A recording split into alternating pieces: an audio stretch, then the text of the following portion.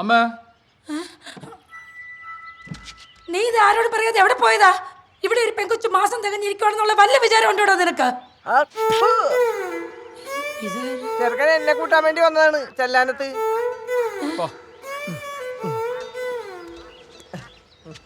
നിങ്ങളാരാ? വൈറ്റാട്ടി. വയറ്റാട്ടിയോ? എന്തോന്നിന്? അത് ശരി, ഇവിടെയൊക്കെ വൈറ്റാട്ടികൾ കളക്ടറിന്റെ പണിയാണ് ചെയ്യണത്. ആരാ എന്റെ ഭാര്യയുടെ അമ്മയാ. അതാണ്. ശരിയായിക്കോളും. സോമ, നീ എന്തോന്ന് ഉദ്ദേശിച്ച? എന്റെ കൊച്ചിന് എന്തെങ്കിലും സംഭവിച്ചാലുണ്ടല്ലോ. എന്ത് സംഭവിക്കാൻ?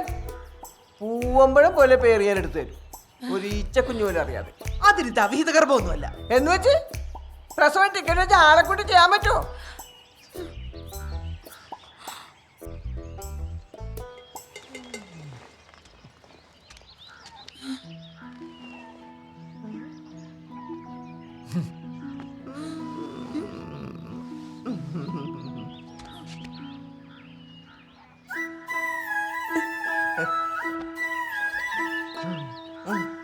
സോമ, ഇവരിവിടെ ഉണ്ടെങ്കിൽ ഞാൻ എൻ്റെ മോളെയും കൊണ്ട് ഇപ്പം ഇറങ്ങി വീട്ടിൽ നിന്ന്. അങ്ങനെയാണെങ്കിൽ അച്ഛനും അമ്മയും പോയിക്കോളൂ. എടി, ഒന്നും എടുക്കാൻ നിൽക്കണ്ട, ഇപ്പൊ ഇറങ്ങിക്കോണം. ഒരു സൂചി കുത്തിയാ പോലും നെഞ്ചു പിടക്കണ അമ്മമാരാണ് ഈ പിച്ചാത്തോണ്ട് കീറാൻ പിടിച്ചോണ്ട് പോണത്. ഞാൻ പേരെടുത്ത ഒരു തള്ളയും പുള്ളയും ചത്തിട്ടില്ല. വാ മോളെ, ഇറങ്ങാം.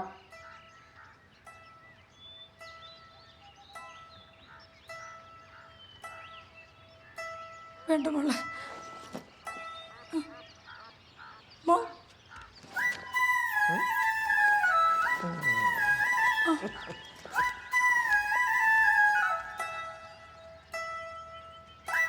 വാ ചേട്ടാ, നമുക്ക് പോവാം.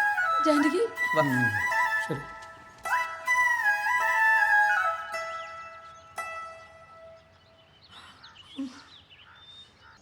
അതെ, ചേട്ടത്തി വന്നത് അമ്മയ്ക്ക് തീരെ ഇഷ്ടപ്പെട്ടിട്ടില്ല.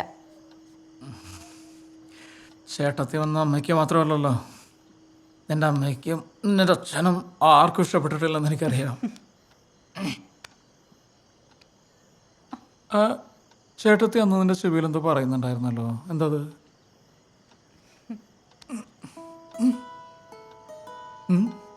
കൈയെടുക്ക്. പറയ്.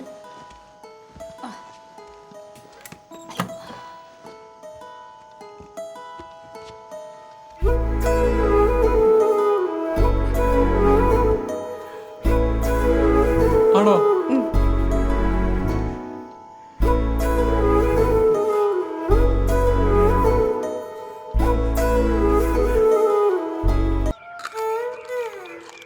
ഞാൻ 8 പേർ പറ്റതാണ്.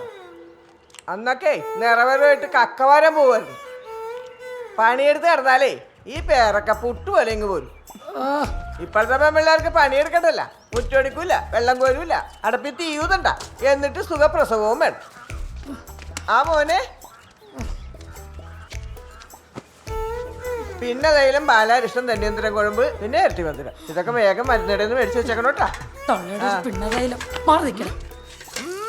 പിടിച്ചില്ല. ചേച്ചി ഒരു ദിവസം 2 നേരം വെച്ച് കുറുന്തോട്ടി പാൽ കഷായം കൊടുക്കുമായിരുന്നു. 8ാം മാസം നിർത്തിയത്. പിന്നെ ചേച്ചി പറഞ്ഞ കുഴമ്പൊക്കെ ഉപയോഗിച്ചാണ് ഞാനും കൂടെ കുളിക്കുന്നത്. മതിയുടെ ചക്കരെ ധൈര്യമായിട്ടിരുന്നോ, ഒരു കുഴപ്പമുണ്ടാവില്ല.